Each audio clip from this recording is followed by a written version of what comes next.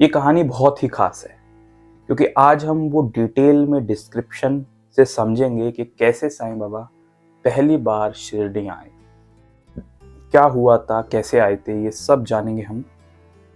और बहुत डिटेल में सुनाऊंगा इस स्टोरी को कि पहली बार साईं बाबा कैसे आए। अगर हम पहली बार की बात करें तो इसमें पहला वर्जन तो यही है कि जब 15-16 साल की एक तरुण अवस्था में एक योगी नीम वृक्ष के नीचे तपस्या में लीन मिला शिरडी वासियों को।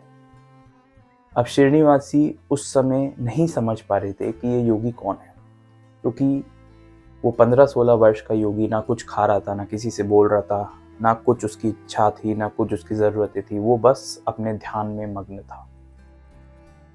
ये देख के शिरडी वासियों का धीरे धीरे भीड़ इकट्ठी होने लगी। लोग आने लगे कि ये योगी कौन है जो इधर बैठा रहता है और ना किसी से बात करता, ना कुछ। उस समय बाबा की आयु कुछ 15-16 साल रही होगी, लेकिन इतना परिचय नहीं हुआ था क्योंकि बाबा ने इतनी ज़्यादा वार्तालाप किसी भी व्यक्ति से नहीं की। कुछ समय बाद, कुछ दिन बाद वो योगी अचानक से गायब हो गया। श्रीनिवासी सब सोचने लग गए कि वह कौन था, वो क्यों आया था और वो कहाँ चला गया। उनको नहीं पता था कि अब आने वाले सालों में उनका जीवन बिल्कुल धन्य होने वाला है, क्योंकि साक्षात परमात्मा उनके साथ रहने आने वाले हैं। ये तो वो कहते हैं ना, आज की लैंग्वेज में अगर बोलूँ तो ये एक ट्रेलर था, अभी पूरा मूवी आना बाकी है। तो यानी कि अभी पूरी कृपा होनी बाकी है। अब कहानी शुरू करते हैं जहाँ से बाबा शिरडी में आए और उसके बाद वहीं बस गए।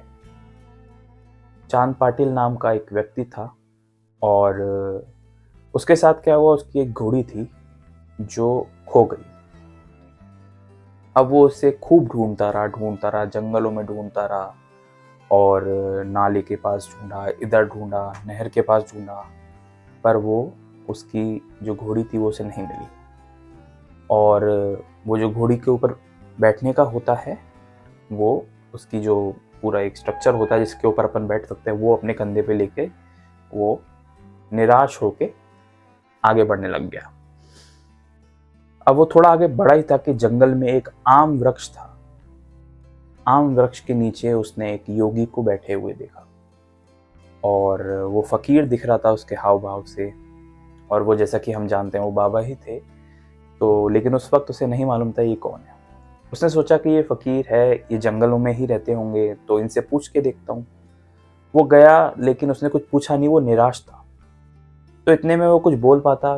सामने से उस फकीर ने ही बोला कि तुम इतने निराश क्यों हो?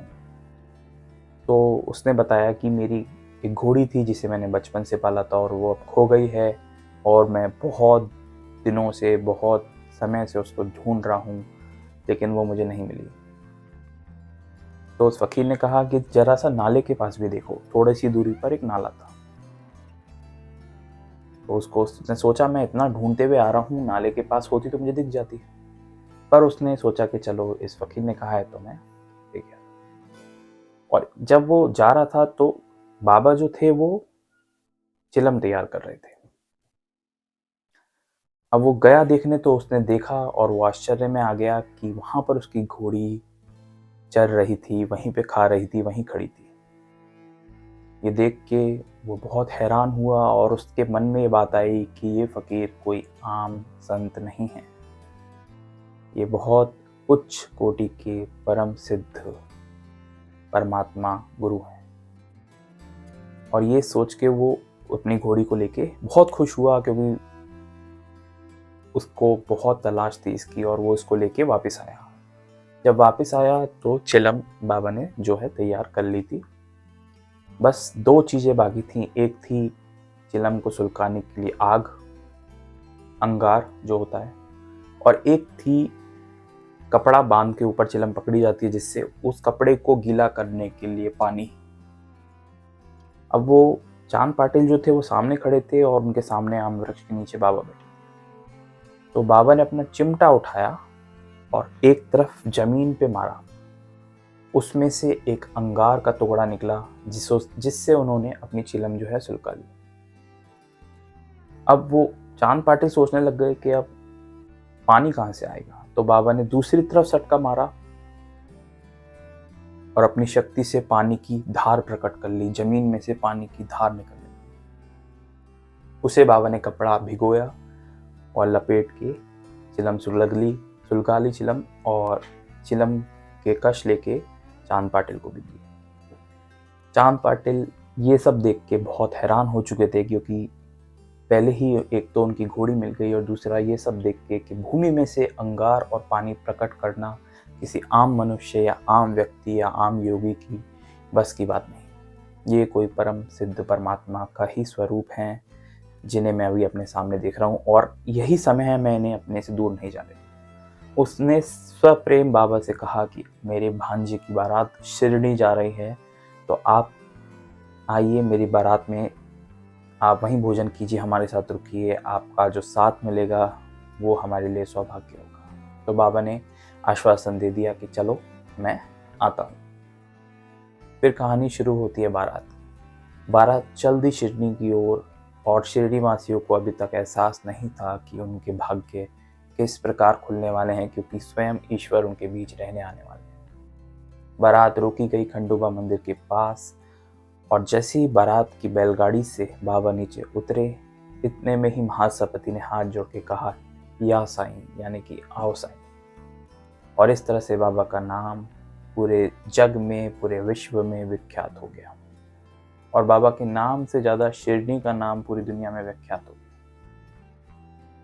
इसी के साथ बाबा का स्वागत किया गया। शुरू में बाबा को लोग देखते थे, समझ नहीं पाते थे, कोई समझता था मुसलमान है, कोई समझता था हिंदू हैं, लेकिन कोई पुख्ती तरह से, कोई कागजात, कोई देखने वाला, कोई बताने वाला, कोई जानने वाला ये नहीं बता पाया कि बाबा हिंदू थे या मुसलमान। उसके बाद का सिलसिला तो आप सब जानते हैं।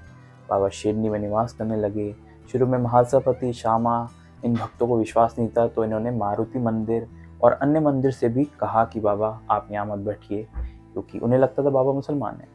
लेकिन धीरे धीरे स्वयं अपने देवता के दर्शन वो बाबा में करने लगे। कोई हनुमान जी का रूप मानता था, कोई श्री कृष्ण का रूप मानता था, कोई स्वयं भगवान श्री राम का रूप मानता था। ये सिलसिला चलता गया और आज भी चल रहा है। इसी तरह अगर आप साईं बाबा से जुड़ी हुई असली कहानी जानना चाहते हैं, तो आप इस पेज को सब्सक्राइब कर सकते हैं, फॉलो कर सकते हैं। हर रोज एक नई असली कहानी आपके लिए लाता रहता हूँ। जय साईं राम।